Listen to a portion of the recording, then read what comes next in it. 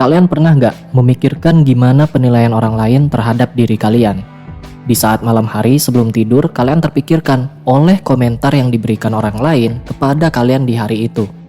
Atau kalian terpikir apakah sesuatu yang kalian lakukan pada hari itu salah atau enggak. Bahkan terkadang kalian masih memikirkan kesalahan atau hal memalukan yang pernah kalian lakukan bertahun-tahun yang lalu.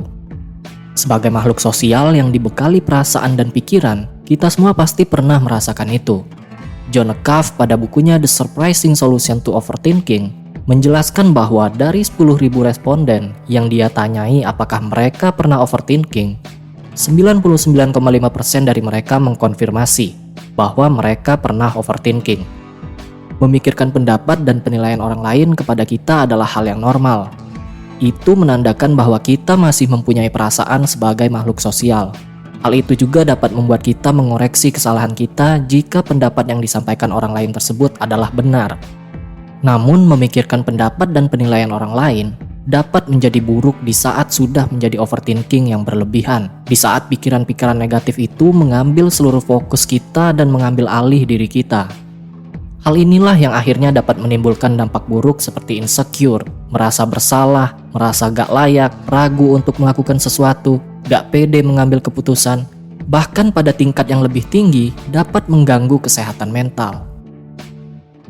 Nah, di video ini kita akan mencari tahu gimana cara menghindari atau minimal meredam overthinking dari penilaian orang lain terhadap diri kita. Yang pertama, kita harus mengetahui dan menerima fakta bahwa setiap orang di dunia ini bebas untuk berpendapat dan menilai. Berpendapat atau beropini adalah hak dari setiap individu. Semua orang bebas mengomentari dan menilai semua hal yang ingin mereka komentari. Bahkan kita pun pasti pernah, tanpa kita sadari, mengomentari sesuatu atau seseorang saat melihat suatu kejadian atau seseorang lewat di depan mata kita. Entah itu komentar positif atau komentar negatif, meskipun kita hanya berkomentar di dalam hati. Jadi persiapkanlah diri kita jika sewaktu-waktu orang lain mengomentari kita. Ketika orang lain beropini atau mengomentari kita, ya kita gak perlu terlalu memikirkannya sampai berlarut-larut. Karena kita gak akan bisa menghindari hal itu. Kita gak akan bisa mengontrol opini orang lain kepada kita, karena itu udah jadi kebiasaan dalam kehidupan sosial sehari-hari. Yang kedua, terima kenyataan bahwa setiap orang punya selera yang berbeda-beda. Pakaian yang menurut orang lain bagus, mungkin menurut kita itu jelek. Begitupun sebaliknya, pakaian yang menurut kita bagus bisa jadi ada orang lain yang menganggap itu adalah jelek. Di saat kita mulai overthinking terhadap penilaian orang lain, kita harus menyadari bahwa selera setiap orang itu berbeda dengan selera kita. Jadi sah-sah saja jika ada orang yang gak menyukai kita. Tokoh-tokoh terkenal sekalipun semuanya pasti memiliki haters atau orang yang gak suka dengan mereka. Jadi kita gak perlu memikirkan orang yang gak menyukai kita, yang jumlahnya sangat sedikit dibanding orang-orang yang mau menerima dan mensupport kita. Fokus saja kepada orang-orang yang menyukai kita dan mensupport kita dalam hal positif. Yang ketiga, kenali dari mana komentar dan penilaian tersebut berasal. Kalau komentar dan penilaian tersebut berasal dari orang-orang terdekat kita yang benar-benar mengenali kita dengan baik, misalnya sahabat kita boleh mempertimbangkan untuk menerima komentar atau penilaian tersebut. Karena orang-orang terdekat kita akan memberikan komentar sebagai masukan untuk kebaikan kita. Tetapi jika komentar dan penilaian tersebut berasal dari orang yang gak terlalu mengenal kita, atau bahkan dari orang yang jarang berinteraksi dengan kita, ya kita gak perlu terlalu overthinking terhadap komentar orang itu. Karena dia gak mengenali kita dengan baik, jadi penilaian orang tersebut sangat subjektif dan belum tentu akurat dan belum tentu sesuai dengan diri kita yang sebenarnya. Yang keempat, pikirkan kemungkinan lain yang dapat terjadi. Di saat hari itu kita melihat teman kita tiba-tiba sikapnya berubah, wajahnya cemberut, ketika kita sapa mereka hanya membalas dengan datar. Lalu kita overthinking, kira-kira kesalahan apa yang kita perbuat kepada dia.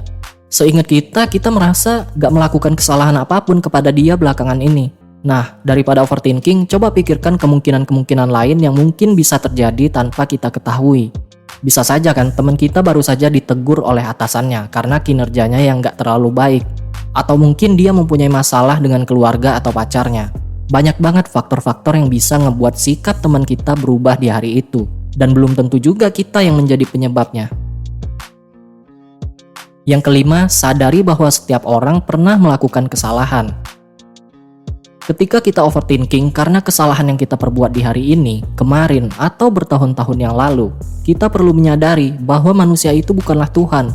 Manusia sesempurna apapun pasti pernah melakukan kesalahan dalam hidup mereka. Sadari juga bahwa dengan terus-menerus memikirkan kesalahan tersebut tidak akan mengubah apapun. Daripada terus memikirkannya, lebih baik katakan pada diri kita sendiri, setiap manusia pernah berbuat salah. Kesalahan ini akan saya jadikan pelajaran. Karena kesalahan ini, saya jadi tahu hal apa yang sebaiknya tidak saya lakukan, dan hal apa yang sebaiknya saya lakukan. Dan saya tidak akan melakukan kesalahan ini lagi ke depannya. Yang keenam, turunkan ekspektasi kepada orang lain. Di saat akan melakukan sesuatu, seringkali kita memiliki ekspektasi yang tinggi kepada orang lain. Dan pada kenyataannya, apa yang terjadi tidaklah selalu sesuai dengan ekspektasi kita. Hal inilah yang pada akhirnya dapat menimbulkan pertanyaan-pertanyaan seperti, kenapa respon mereka biasa-biasa saja atas usaha yang sudah saya lakukan? Apakah yang saya lakukan ini salah? Salahnya di mana? Hal inilah yang pada akhirnya menimbulkan overthinking di dalam kepala kita. Di saat akan melakukan sesuatu, jangan pernah memiliki ekspektasi bahwa semua orang akan menyukai dan mengapresiasi apa yang kita lakukan tersebut. Cukup lakukan yang terbaik dan semaksimal yang kita bisa. Dengan gak berekspektasi yang tinggi kepada orang lain, kita akan terhindar dari overthinking.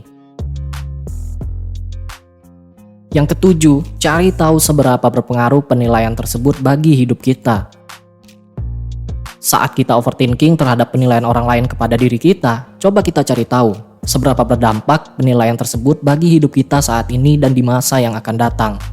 Apakah penilaian tersebut merugikan kita? Apakah penilaian tersebut membuat karir kita jatuh? Apakah penilaian tersebut membuat hidup kita sengsara? Kalau penilaian orang itu gak ada dampaknya bagi kita, kenapa harus buang-buang waktu dan energi untuk terus memikirkannya? Lebih baik alokasikan waktu kita kepada hal-hal yang dapat membuat kita bertumbuh dan berkembang menjadi lebih baik.